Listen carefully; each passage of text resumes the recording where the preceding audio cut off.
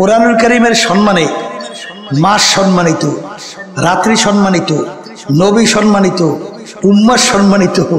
এখন যেই আল্লাহর বান্দা বান্দি কোরআনুল কারীম অনুযায়ী নিজের জীবনকে পরিচালনা করবে, সেই ব্যক্তিও সমস্ত মানুষের ভিতরে সম্মানিত। বলেন কথা ঠিক কিনা? বাস্তবতা আছে না নাই? আল্লাহ কি বলছেন? শাহরু রমাদানাল্লাযী উনজিলা ফীহিল কুরআন, এই রমজান মাসের ভিতরে আমি কোরআনুল কারীম নাযিল করলাম। তাহলে কোরআনুল কারীমের সম্মানে মাস কি হইল? জোরে কান, জোরে কান, সম্মানিত হইল। ঠিক কিনা? এই যেই রাত্রিটা হাজার মাসের চেয়ে উত্তম, এই রাত্রির হাজার মাসের চেয়ে উত্তম হইল কেন? ওই রাত্রিতে আল্লাহ রাব্বুল আলামিন কোরআনুল কারীম নাযিল করছে। সবাই বলেন সুবহানাল্লাহ।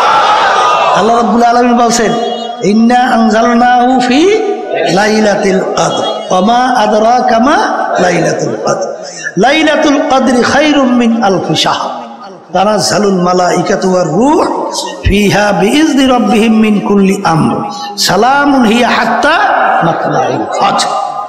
তাইলে ওই রমজান মাসের ওই রাত্রিতে কোরআনুল কারীম কি হয়েছে না? তাহলে ভালো করে বুঝেন, কোরআনুল কারীমের সম্মানে মাস কি হইল? সম্মানিত। বলেন, এই কোরআনুল কারীম নাযিল হওয়ার কারণে রাত্রি কি হইল? সম্মানিত হইল। যেই নবীর উপরে কোরআনুল কারীম নাযিল হইল, সেই নবী সমস্ত 1,00,000 বা 2,24,000 নবী রাসূলদের ভিতরে সম্মানিত। কি জোরে বলেন কথা ঠিক না ভাই? ঠিক। যেই উম্মতের উপরে কোরআনুল কারীম নাযিল হইল, সেই উম্মত সমস্ত নবীদের উম্মতদের ভিতরে সম্মানিত। কিসের কারণে? কোরআনুল কারীমের সম্মানের কারণে। কথা ঠিক কিনা? এখন আমার ভাইদেরকে বলবো, পর্দা আলী মা বোনদেরকে বলবো, কোরআনুল কারীমের সম্মানে মাস সম্মানিত, রাত্রি সম্মানিত, নবী সম্মানিত, উম্মাহ সম্মানিত। এখন যেই আল্লাহর বান্দা বান্দি কোরআনুল কারীম অনুযায়ী নিজের জীবনকে পরিচালনা করবে, সেই ব্যক্তিও সমস্ত মানুষের ভিতরে সম্মানিত। বলেন কথা ঠিক কিনা? বাস্তবতা আছে না নাই? আয়েশা সিদ্দিকা রাদিয়াল্লাহু তাআলা আনহা, তাকে একজনে প্রশ্ন করলেন যে আল্লাহ রাসূলের চরিত্র ছিল কি? একটু বলেন, আল্লাহ রাসূলের চরিত্র কি ছিল? তখন তিনি ধমকের সুরে বলে, তুমি কি কোরআনুল কারীম পড়ো নাই? বলে পড়ছি তো। বলে খুলুকুহুল কুরআন, পুরা 30 পারা কোরআনুল কারীম হলো আল্লাহর রাসূলের চরিত্র। তাহলে আমার নবী সমস্ত মানুষের ভিতরে, সমস্ত আউলিয়াদের মধ্যে, সমস্ত নবীদের ভিতরে সম্মানিত। কথা ঠিক কিনা? এখন আমার বাজানদেরকে বলবো, দুনিয়াতে সম্মানিত হইতে চান? আসতে কয়। আখেরাতে সম্মানিত হইতে চান? তাহলে দুনিয়া এবং আখেরাতে যদি সম্মানিত হইতে চান, তাহলে কোরআনুল কারীম অনুযায়ী নিজের জীবনকে পরিচালনা করেন, তাইলে আল্লাহ সম্মান দান করবে। বাস্তবতা আছে না নাই? এই সৌমনে আল্লাহর কত ফজল করি রহমাতুল্লাহ আলাইহি, এই আল্লাহ তাকে সম্মান দিছিল? আসতে কয়, দিছিল? কেমন সম্মান জানেন? আল্লাহ বলছেন, আমার ওলিদের সম্মানে, এর বিরহে বেদনায় আসমান পর্যন্ত কান্দে। হাদিসের ভিতরে আসছে, আল্লাহর কুতুব দুনিয়া থেকে বিদায় হওয়ার পরে আসমান কাঁদছিল। দেখছেন কেটে কেটে? দেখছেন? আল্লাহু আকবার। এই আকাশ একেবারে জগজগে পরিষ্কার। হঠাৎ আকাশটা একটু হালকা মেঘাচ্ছন্ন হইয়া পিরি পিরি পিরি পিরি একটু আকাশ আসমান কাইয়া, আবার মেঘ কাইটা যেই সূর্য, সেই সূর্য যেই পরিষ্কার, সেই পরিষ্কার। কি বুঝলেন কি? হ্যাঁ, যেই উম্মতের উপরে কোরআনুল কারীম নাযিল হলো, সেই উম্মত সমস্ত নবীদের উম্মতদের ভিতরে সম্মানিত। কিসের কারণে? কোরআনুল কারীমের সম্মানের কারণে। কথা ঠিক কিনা? এখন আমার ভাইদেরকে বলবো, পর্দা আলী মা বোনদেরকে বলবো, কোরআনুল কারীমের সম্মানে মাস সম্মানিত, রাত্রি সম্মানিত, নবী সম্মানিত, উম্মাহ সম্মানিত। এখন যেই আল্লাহর বান্দা বান্দি কোরআনুল কারীম অনুযায়ী নিজের জীবনকে পরিচালনা করবে সেই ব্যক্তিও সমস্ত মানুষের ভিতরে সম্মানিত। বলেন কথা ঠিক কিনা? বাস্তবতা আছে না নাই? আয়েশা সিদ্দিকা রাদিয়াল্লাহু তাআলা আনহা তাকে একজনে প্রশ্ন করলেন যে আল্লাহ রসুলের চরিত্র ছিল কি, একটু বলেন আল্লাহ রসুলের চরিত্র কি ছিল? তখন তিনি ধমকের সুরে বলে, তুমি কি কোরআনুল কারীম পড়ো নাই? বলে পড়ছি তো। বলে খুলুকুহুল কোরআন। পুরা 30 পারা কোরআনুল কারীম হলো আল্লাহ রসুলের চরিত্র। তাহলে আমার নবী সমস্ত মানুষের ভিতরে, সমস্ত আউলিয়াদের মধ্যে, সমস্ত নবীদের ভিতরে সম্মানিত। কথা ঠিক কিনা? এখন আমার বাজানদেরকে বলবো, দুনিয়াতে সম্মানিত হইতে চান? আস্তে কয়। আখেরাতে সম্মানিত হইতে চান? তাহলে দুনিয়া এবং আখেরাতে যদি সম্মানিত হইতে চান তাহলে কোরআনুল কারীম অনুযায়ী নিজের জীবনকে পরিচালনা করেন, তাইলে আল্লাহ সম্মান দান করবে। বাস্তবতা আছে না নাই? এই সবনে আল্লাহর কত ফজল করি রহমাতুল্লাহ আলাইহি, এই আল্লাহ তাকে সম্মান দিছিল? আসতে কয় দিছিল। কেমন সম্মান জানেন? আল্লাহ বলছেন আমার ওলিদের সম্মানে এর বিরহে বেদনায় আসমান পর্যন্ত কান্দে। হাদিসের ভিতরে আসছে আল্লাহর কুতুব দুনিয়া থেকে বিদায় হওয়ার পরে আসমান কাঁদছিল। দেখছেন কেটে কেটে দেখছেন? আল্লাহু আকবার। এই আকাশ একেবারে জগজগে পরিষ্কার। হঠাৎ আকাশটা একটু হালকা মেঘাচ্ছন্ন হইয়া পিরি পিরি পিরি পিরি একটু আকাশ আসমান কাইয়া আবার মেঘ কাইটা যেই সূর্য সেই সূর্য, যেই পরিষ্কার সেই পরিষ্কার। কি বুঝলেন কি? হ্যাঁ, আল্লাহর বান্দা দাদাদের রহমাতুল্লাহ কথা শুনছিলাম। বয়ান করতে করতে একসময় বলছিল যে মানুষ তোমরা তো আমার কথা শোনো না, গরু কি যদি বলি গরু আমাদের কথা শুনবে। এই কথা বললে দূরে একটা গরু, দাদাদান বলে এরকম হাত উঠেই বলে গরুর দিকে আয়।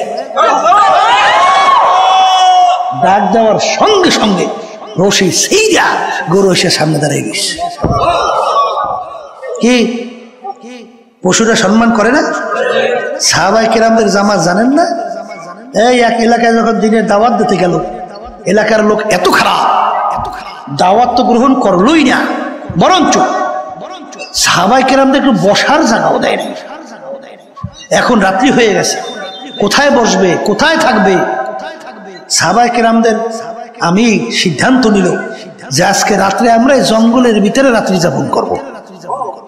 এর মধ্যে জঙ্গলের ভিতরে তো বাঘ, সিংহ, হিংস্র প্রাণীর কোনো অভাব নাই।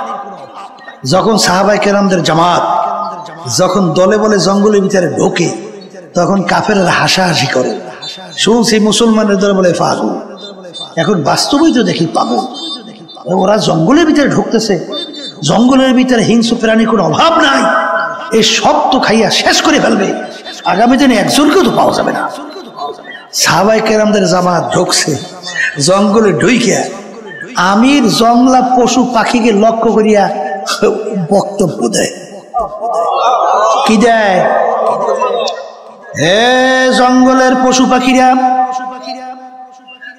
আমরা একদল আল্লাহর রসুলের সাহাবারা আসছি, আজকে আমরা রাত্রে এখানে জঙ্গলে যাপন করতে চাই, আজকে রাত্রে আমরা এখানে থাকতে চাই, তোমরা এখান থেকে সইরা যাও।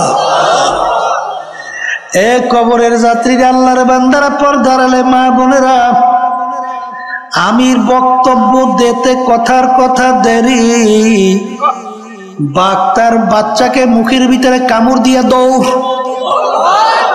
সিংহ তার বাচ্চাকে নিয়ে দৌড়য়, গর্তের ভিতর থেকে সাপ উঠা দৌড়ের পর দৌড়, এমনকি গর্তের পিপিলিকা পর্যন্ত ওইটা পুরা জায়গায় একেবারে পরিষ্কার। কি এই পশু পাখি সম্মান করে কি করে না? জোরে কান করে। এই জন্য আমার ভাইদেরকে বলবো, পর্দা আলে মা বোনদেরকে বলবো, যদি দুনিয়াতে আখিরাতে শান্তি চাও, সম্মান চাও, বাজান কোরআনুল কারীম অনুযায়ী নিজের জীবনকে গঠন করো। যদি গঠন করতে পারো, দেখবা দুনিয়াতেও সম্মানিত, আখিরাতেও আমার মালিক সম্মানিত করে উঠাইবে। জোরে বলে কথা ঠিক না ঠিক? এই আল্লাহর বান্দারা, পর্দা আলে মা বোনেরা, যেই ঘরটা কোরআনুল কারীম অনুযায়ী ঘর পরিচালিত হবে, ওই ঘরটাও কিন্তু সমাজের ভিতরে, সব ঘরের ভিতরে সম্মানিত ঘর হিসেবে পরিচয় লাভ করবে। যেই সমাজটা কোরআনুল কারীম অনুযায়ী চলবে, ওই সমাজটাও সমস্ত সমাজের ভিতরে সম্মানিত এবং এই সমাজ হিসেবে পরিচয় লাভ করবে। যদি বলেন কথা ঠিক কিনা? যেই রাষ্ট্র কোরআনুল কারীম অনুযায়ী চলবে, ওই রাষ্ট্র কিন্তু সমস্ত দেশের ভিতরে সম্মানিত রাষ্ট্র হিসেবে পরিচয় লাভ করবে। কথা ঠিক না বা ঠিক? এই জন্য আমার বাজানদেরকে বলবো, পর্দা আলে মা বোনদেরকে বলবো, বাজান ওয়াজ তো শুনলাম, আমল করা হইলো সবচেয়ে বড় কথা। ঠিক কিনা? এই আল্লাহর বান্দারা, পর্দা আলে মা বোনেরা, আমি আপনাদের সামনে আয়াত শরীফ তেলাওয়াত প্রথম করছিলাম। আল্লাহ রাব্বুল আলামিন বলেন, প্রত্যেকটা জানদার যাদের রূহ আছে, একদিন না একদিন তার মৌতের শরাব পান করা লাগবে। ওয়ালাউ কুনতুম ফি বুরুজিল মুশাইয়াদা, কেউ যদি মৃত্যুর হাত থেকে, আজরাইলের হাত থেকে কেউ যদি পাথরের পাহাড় কাইটাও লুকাও, সময় মতো আজরাইল কিন্তু হাজির। বাজান মরণ তো লাগবি। একজন আর একজনকে জিজ্ঞাসা করেছিল, হুজুর মৌতের কোন নির্ধারিত সময় আছে? তখন হুজুর বলছেন, হ্যাঁ মৌতের নির্ধারিত সময় আছে। বলে হুজুর কিভাবে? বলে তুমি যেদিন জন্মগ্রহণ করছো সেদিন নির্ধারণ হয়ে গেল তুমি একদিন মরবা। মরণ যেহেতু লাগবে, এখন আমার বাজানদেরকে বলবো, পর্দা আলে মা বোনদেরকে বলবো, এখন দুনিয়ার দিকে তাকাইয়া দেখো। বাজান হারামকে হারাম বলো নাই, ঘুষকে ঘুষ বলো নাই, সুদকে সুদ বলো নাই, পরের মাল ঠগাইয়া নিজের সম্পদ বাড়াতে চিন্তাও করো নাই, সরকারি দলের সঙ্গে জড়াইয়া ক্ষমতার বলে চাঁদাবাজি, টেন্ডারবাজি, বিভিন্ন কায়দায় লুটপাট কইরা সম্পদ তৈরি করলা, একটার পর একটা বাড়ি তৈরি করলা, গাড়ির অভাব নাই। বাজানের চক্ষু বন্ধ করে মনকে বুঝাও। বাজান তোমার ভিতর থেকে যখন রুটা বের হবে, এখন তাকাইয়া দেখো।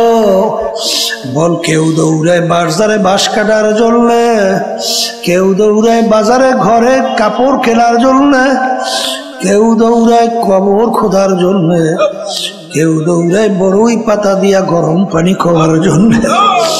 আর একদল বলে তাড়াতাড়ি করো, তাড়াতাড়ি করো, বেশিক্ষণ থাকলে ফুইলা ফাইটা পয়সা গন্ধ হয়ে যাবে। এখন তাড়াহুড়া কইরা তোমাকে নামাইয়া নিয়ে যায়। এখন তাকাইয়া দেখো, যেই ঘরের জন্য, যেই সম্পদের জন্য জীবন শেষ করলাম, বাজান সেই ঘরে তোমাকে জায়গা দেয় না। হারামকে হারাম মনে করো নাই, ঘুষকে ঘুষ মনে করো নাই। বাজান যেই সম্পদ তুমি আমার মালিকের হুকুমের বিরুদ্ধাচারণ করলা, রসুলের হুকুমের বিরুদ্ধাচারণ কইরা কামাই করলাম, এত টাকা রাখবা কোথায়? কাপড়ে যে পকেট না। এই আল্লাহর বান্দারা, পর্দা আলে মা বোনেরা, এখন তাকাইয়া তাকাইয়া মনকে বুঝাও রে মন। আল্লাহ, তোমার গায়ের জামাটা পর্যন্ত কাইটা বের করে ফেলায়, কোমরের টাকা চাবিটা কাইটা নিয়ে যায়। এখন তাকাইয়া দেখো, সাদা তিনটা কাপড় দিয়া তোমাকে প্যাঁচ দেয়, মাথার ভিতরে, মাজার ভিতরে, পায়ের ভিতরে বাঁধে। এখন তাকাইয়া দেখো কেমন একটা প্যাকেট করে ফালাইয়া রাখছে। এখন মনটাকে বুঝারে, কই গেল আমার পীরগিরি, কই গেল আমার মুফতিগিরি, কই গেল আমার মুহাদ্দিসগিরি, কই গেল আমার ইমামগিরি, কই গেল আমার মেম্বারগিরি, চেয়ারম্যানগিরি, কই গেল আমার এমপিগিরি, কই গেল আমার টাকার গরম, ক্ষমতার গরম, কই গেল আমার বংশের গরম, কই গেল আমার শিক্ষার গরম, কই গেল আমার সভাপতিগিরি, আমার সেক্রেটারিগিরি। এখন তাকাইয়া দেখো, তোমাকে যখন প্যাকেট কইয়া ফালাইয়া রাখে, এখন মনটাকে বুঝো রে মন, এই বান্দের মাধ্যমে তোমাকে সিগন্যাল দেয়। আরে মাথার বান্দে বুঝা গেল রে মন, আর কোনদিন মাথা নাড়ার শক্তি দেয়। বাজার বান্দে বুঝা গেল রে মন, আর কোনদিন উঠে বসা শক্তি নাই। পায়ের বান্দে বুঝা গেল রে মন, আর কোনদিন হেঁটে চলার শক্তি নাই। এ কবরের যাত্রী, এখন তাকাইয়া দেখো, তোমাকে নিয়ে কবরের ভিতরে রাখলো। এখন বাজান কবরের রাইখা বাঁশের ছাউনি শুরু হয়ে গেল। এরপর বাজান কেলার বরফ দেওয়া শুরু হয়ে গেল। এখন মাটির উপরে মাটি, এখন আর কেউ কবরে নাই। এখন নাফরমান ডাক দিকে তাকাইয়া দেখে মাটি, বামে দেখে মাটি, নিচে মাটির বিছানা, উপরেতে চাপা মাটি, ভাইগা যাইতে পারবা না। এখন নাফরমান দিক বিদিক হারাইয়া এখন আমার মালিককে ডাকে করুন সুরে, আল্লাহ আল্লাহ আল্লাহ। আমার মালিক ডাক দিয়ে মো খারাপ, দুনিয়ার ভিতরে তোদেরকে পাঠাইছিলাম আমার ইবাদতের জন্য। ফজরের সময় মুয়াজ্জিন আমার পক্ষ থেকে তোকে যখন দাওয়াত জানাইলো, আসসালাতু খায়রুম মিনাল নাওম, ঘুম হইতে নামাজ ভালো। আমি তোর বিচার চাইয়া চাইয়া দেখি, তুই ল্যাপ কম্বল মুড়া দিয়া না চাইনে ঘুমাও। তুই আমার হুকুম পালন করার জন্য তুই মসজিদে নামাজে যাও না। তোকে আমি ফজরে নামাজে পাই নাই, তোকে আমি জহুরে ডাকলাম পাই নাই, আসরে ডাকলাম পাই নাই, মাগরিবে ডাকলাম তোকে আমি পাই নাই, এশায় ডাকলাম পাই নাই। রমজানে রোজা রাখার জন্য বলছি রাখো নাই, পর্দা করার জন্য বলছি পর্দা করো নাই। ধনী হইলে হজ জাকাত আদায় করার জন্য বলছি, হজ জাকাত তুই আদায় করো নাই। সুন্নাত তরিকার উপরে চলতে বলছি চলো নাই, হারাম থেকে বাঁচার জন্য বলছি বাঁচো নাই। এই নাফরমান স্বাধীনতা পাইয়া পরীক্ষার হলের ভিতরে যা মনে করে তা করছো, আমি তোকে পরীক্ষার হলে কিছু বলি নাই। এখন তুই কবরে আসছ, এখন তুই শত শত বছর তুই আমাকে ডাকবি। দুনিয়ায় যেরকম তুই আমাকে ভুইলা গেছিলি, এইভাবে আমিও তোকে ভুইলা গেলাম। তুই আমাকে শত শত বছর ডাকবি, একবারও আর তোর ডাকে আমি সাড়া দিব না। আমার মালিক ডাক দিয়ে বলো, কবরের মাটি, নাফরমান আমার সমস্ত নেয়ামত ভোগ করে আমার হুকুম মানে নাই। আমার দেওয়া নেয়ামত চক্ষু দিয়া দেখছে, কত অন্ধ মানুষ তোমার আমার সামনে হাত পাতে, হাত পাইতে কান্দর সুরাতে বলে, হুজুর আমাকে একটা পয়সা দেন, চাউল কিনবো, ভাত পাক কইরা খাবো। বাজার যার চক্ষু নাই তার দুনিয়াটাই বৃথা। তোমাকে আমাকে আমার মালিক নেয়ামত চক্ষু দান করলো, আমার মালিকের নেয়ামত চক্ষু দিয়া তুমি আর আমি দেখলাম। কত বোবা মানুষ কথা বলতে পারে না। বাজান আল্লাহু আকবার, আল্লাহু আকবার। কত বোবা মানুষ তোমার আমার সামনে আউ আউ করিয়া চিল্লায়। বাজান কালকেও এক বোবা স্টেজের ভিতরে বাগ পাশে বসা আউ আউ করিয়া চিল্লায়। বাজার আমার মালিক তোমাকে আমাকে কথা বলার শক্তি দান করলো। তুমি আর আমি কথা বলি, আর ওর বুকের ভিতরে কত ব্যথা, ওর মনের ভাব প্রকাশ করতে পারে না। তোমাকে আমাকে আমার মালিক নেয়ামত কথা বলার শক্তি দান করলেন। বাজান কত মানুষ, কত বড় লোক অনেক সময় আমাদের কাছে সন্তানদেরকে নিয়ে আসে। বাজান ছেলের চেহারা দেখতে ফুটফুটে, হাওয়া দিকে বাপের চোখ দিয়া বাইয়া বাইয়া টপ টপ কইরা পানি পড়ে, আর কান্দে আর বলে হুজুর আমার বাচ্চাটার জন্য একটু দোয়া করেন। হুজুর মালিক ওকে প্রতিবন্ধী বানাইছে। হুজুর ভালো বন্ধ কিছু বোঝে না। আমার মাওলা তোমাকে আমাকে এত সুন্দর ব্রেন দান করলো, এই ব্রেন দিয়ে তুমি আমি পড়াশোনা করলাম, আজকে বড় বড় সাহেব হইলাম। এই ব্রেন দিয়ে আজকে ব্যবসা বাণিজ্য করে অনেক সম্পদের মালিক হইলাম। এই ব্রেন নেয়ামত কে দান করলো? আরে আমার মালিক তোমাকে আমাকে ইচ্ছা করলে তোমাকে আমাকে তো প্রতিবন্ধী বানাইতে পারতো। বাজান তখন এই বাচ্চার দিকে তাকাইলে চোখে পানি রাখা যায় না। আমার মালিক তুমি তো ইচ্ছা করলে আমাকে প্রতিবন্ধী বানাইতে পারতা, এই নেয়ামত দান করলো আমার মালিক তোমাকে আমাকে। কবরের যাত্রীরা আমার মাওলার কত বড় মায়া, কত বড় দয়া। কবি এক কথায় বোঝাতে চাইয়া বলছিলেন, আদমিয়া দাদাইবা সব মুসলমান করদাই, আয় খুদা করবা সওয়াব ইহসাব আর ইহসা করদাই। বাজার আমার মালিকের তোমার আমার উপরে কত মায়া, কত দয়া।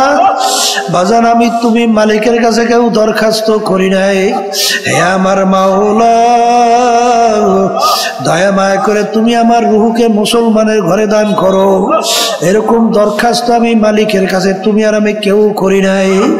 আমার মালিক ইচ্ছা করলে তোমার আমার রুহুকে একটা হিন্দুর ঘরে ঢুকাইতে পারতো কি পারতো না, একটা খ্রিস্টানের ঘরের ভিতরে পারতো কি পারতো না, অন্য বিজাতিদের ঘরে যেতে পারতো কি পারতো না। তখন তুমি আর আমি একজন হিন্দুর বাচ্চা হইয়া দুনিয়া জন্ম হইয়া যাইতাম। আমার মালিক দয়া মায়া কইরা তোমার আমার রুহকে মুসলমানের ঘরে দান করলো। আজকে তুমি আর আমি পরিচয় দিই, আমি আব্দুল করিম, আমি রেজাউল করিম। আরে আজকে মুসলমানের ঘরে জন্মগ্রহণ কইরা কিয়ামতের ময়দানে খোদা না খাস্তা যদি জাহান্নামের শিকাল হাতে লাগে,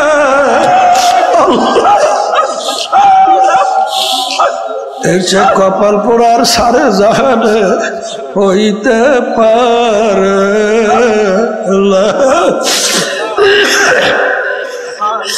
আমার মাওলা ডাক দেব নেমো খারাপ।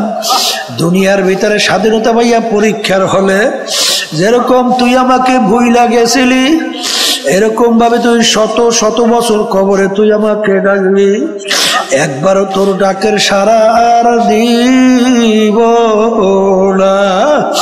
আমার মালিক ডাক দেব কবরের মাটি, নাফরমান আমার সমস্ত নেয়ামত ভোগ করে আমার হুকুম মানে নাই। ও কবরের মাটি দুই পাশ থেকে এমন ভাবে চাপ মার, এক পাঁজরের হাড্ডি দিয়ে অন্য পাঁজরের মধ্যে মিশাইয়া দাও। আমার কাছে কোনো খাতির হবে না। এই যে আমার বাজানদেরকে বলবো, পর্দালে মা বোনদেরকে বলবো, আমার আব্বাজান রহমাতুল্লাহ আলাই বলতেন ফেরাই, বাজান সেই মামলার তদবির নাই, ওই মামলারও কিন্তু খালাস নাই। এই জন্য আল্লাহর ওলিদের ইতিহাস পড়লে দেখবেন, আমার আব্বাজান রহমাতুল্লাহ আলাইহি তার কাছে শুনছিলাম বাজান, আমার দাদাজানের কথা উল্লেখ করে বলছিলেন, আমার দাদাজান রহমাতুল্লাহ আলাইহি ইন্তেকালের আগে আগে চকির উপরে বসে পাশে কবরস্থান তাকাইয়া তাকাইয়া পোলাপানের মতো ওয়াও কইরা চিল্লাইয়া কান্দে, আর দুই চোখ দিয়া পানি বাইয়া বাইয়া টপ টপ কইরা পড়ে, আর মালিকের দিকে ফিরা করুণ সুরে ডাক দেয়, ওরে আমার মাওলা রে, ওরে আমার মাহবুব রে, তুমি যদি আমাকে মাপ নাই করো আমি একা কেমনে থাকব ওই অন্ধকার কবরে। কবরের যাত্রীরা, যেই কবর তোমার আমার জন্য অপেক্ষা করতেছে, ওই কবর তো বাতি নাই, ওই কবর তো সাথী নাই, ওই কবর তো বিছানাও নাই, বালিশও নাই। এই যে আমার বাজানদেরকে বলবো, পর্দালে মামুনদেরকে বলবো, বাজান কার কখন কোন সময় ডাক আসে তোমারও জানা নাই, আমারও কিন্তু জানা নাই। বাজান ওলামায়ে কেরাম তোমাদের পিছনে এত কেন চিল্লায়? অনেক সময় তোমাদের পা পর্যন্ত ধরে কেন?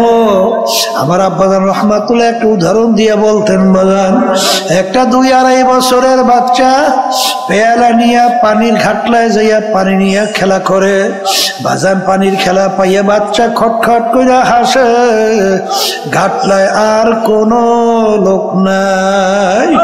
একটা বাজান বুঝদার মানুষ যখন ঘাটলার পাশ থেকে রওনা করে, যখন দেখবে একটা বাচ্চা একা পানির ঘাটলায় খেলা করে খটখট করে হাসে, ওই বুঝদার জিহ্বা কামড় দিয়া দৌড় দেয়, যাইয়া বাচ্চাকে ধরে।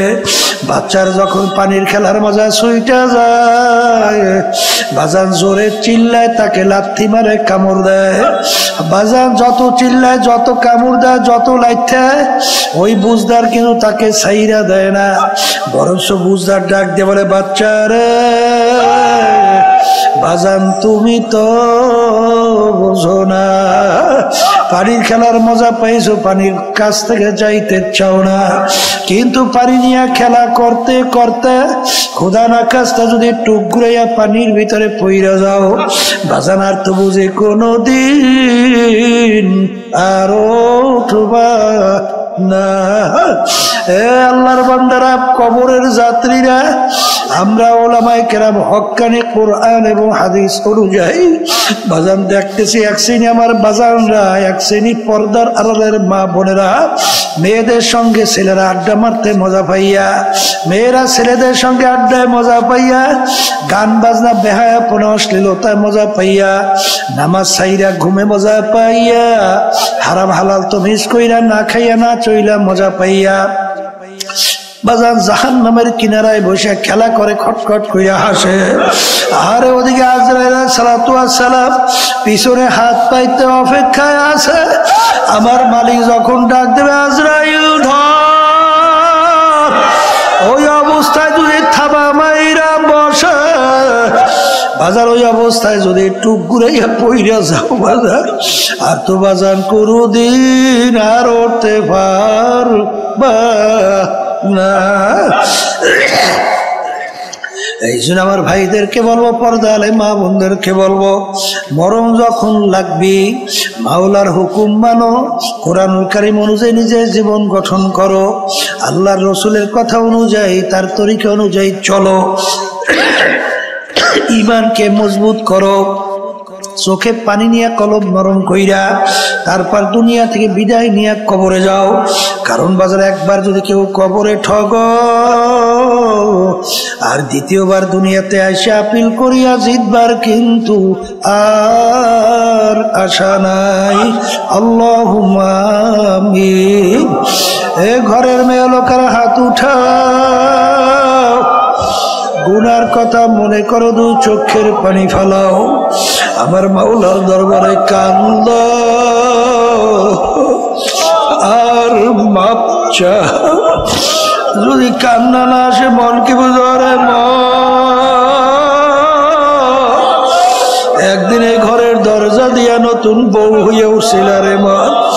কত মেয়ে লোকে শরবত খাওয়াইলো, কত মেয়ে লোকে বাতাস করলো, আবার এমন একটা দিন আসবে এই ঘরের দরজা দিয়া মরা লাশ হইয়া বের হও। ছেলে কানবে মা মা করে, মেয়ে কানবে মা মা করে, জবাব তো আর দিবা না। আল্লাহ আপনি মাঠের দিকে চাইয়া দেখা আপনার বান্দারা কিভাবে কান্দে।